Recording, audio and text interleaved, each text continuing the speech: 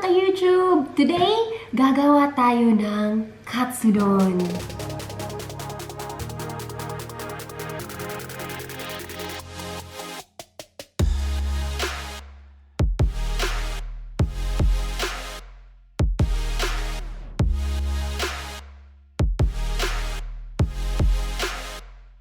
You will need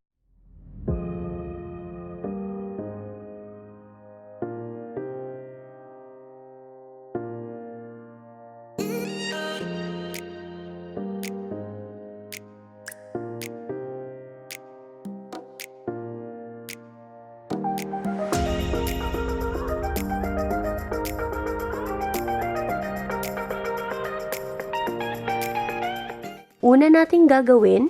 So, cut lang natin siya. Bigyan natin konting cut lang. Ito rin dito. Yung meat. Para lang siya. Yan. Okay. So, timplahan lang natin ng salt.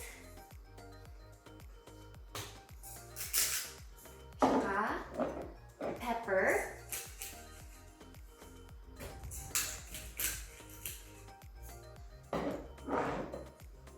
So, once natimplado na yung salt at pepper, so, lagay lang natin siya sa flour. So, this is plain flour lang. So, after natin siya i-coat sa flour, lagay natin siya, mayroon tayong isang 1 beaten egg. So, make sure lang natin na yung sa egg ay talagang coated yung ating pork. And then, here is yung ating panko breading.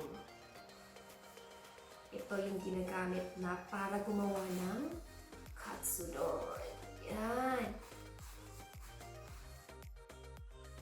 Panko breadcrumbs. Okay. So, once it's fully coated, yan ang magiging itsura niya.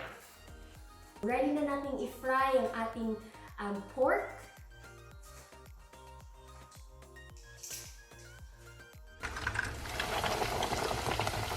So, let's fry lang natin yung pork natin.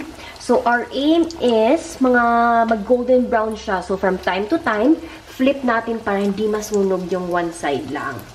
Tapos, siguro mga 5 to 7 minutes or kung hanggang kailan na maging golden brown, evenly golden brown yung both sides ng pork. And then, pwede na siya.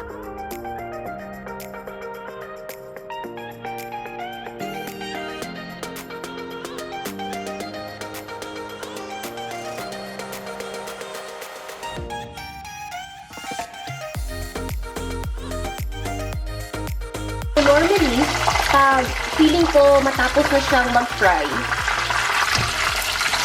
pinapatay ko na yung apoy kasi yung natitirang init ng oil, yun na yung nagluluto sa meat natin. So, yan yung isang one tip for frying.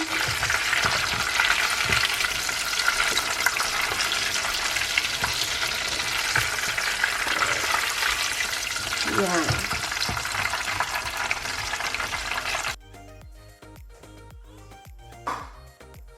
So, cut again. Siguro mga 1 inch. Oh my gosh, that looks really good. By the way guys, itong recipe test na to is from the Japanese food channel. Again, I will put the link down the description box below again. So this is actually yung first time ko na magluluto ng katsudon at yung recipe na napili kong i-test is from the Japanese food channel, which is I'm excited if titikman natin kung masarap ba talaga ang katsudon na recipe niya. So ito na, finish na tayo sa pag-fry. Yung next natin na gagawin is yung gagawin na naman natin yung sauce. So, need na natin ng change na tayo. on a separate pot. Kailangan lang natin ng 1 cup of water. Yan. 1 tablespoon ng brown sugar.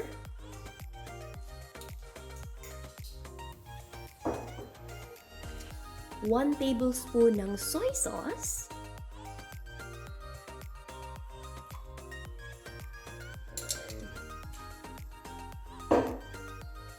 And 1 teaspoon ng dashi powder. Yan.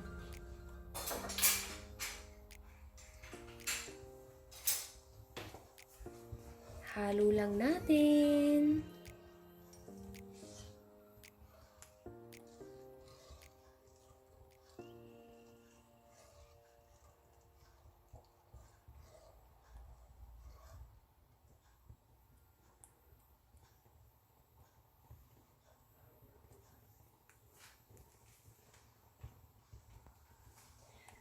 So, antayin lang natin uminit yung solution. Tapos, mag-add na tayo ng chopped onions. Yan ang consistency na gusto natin. Kasi sa copy ko lang to sa The Japanese Food Channel.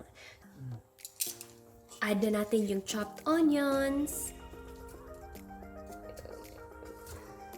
Yan.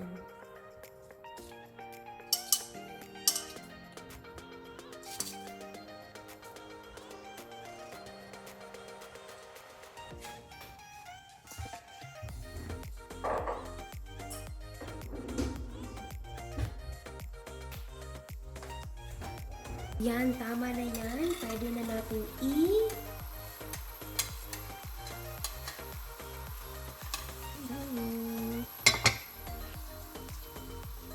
So, yung first set ng ating katsudon.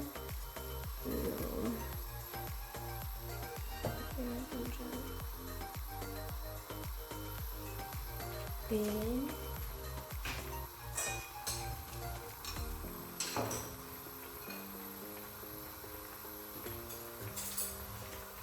na natin para yung sabaw. Ito. Okay. 1 beaten egg. Drizzle natin sa ibabaw.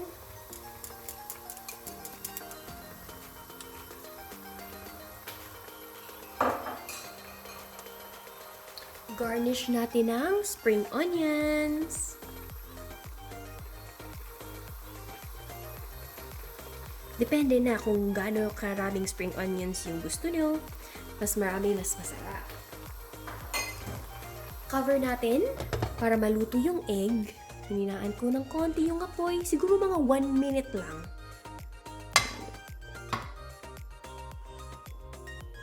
Pwede ko na i-off ko yung apoy. Tsaka wait natin na maluto lang yung egg.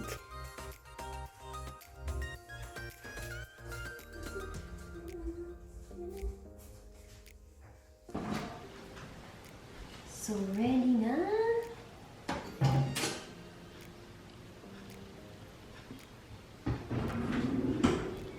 Transfer lang natin yung ating...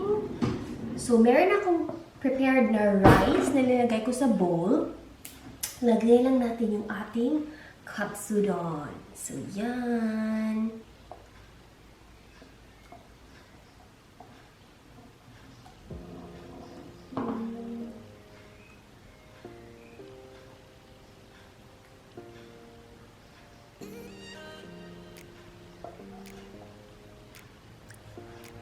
Sauce and all that.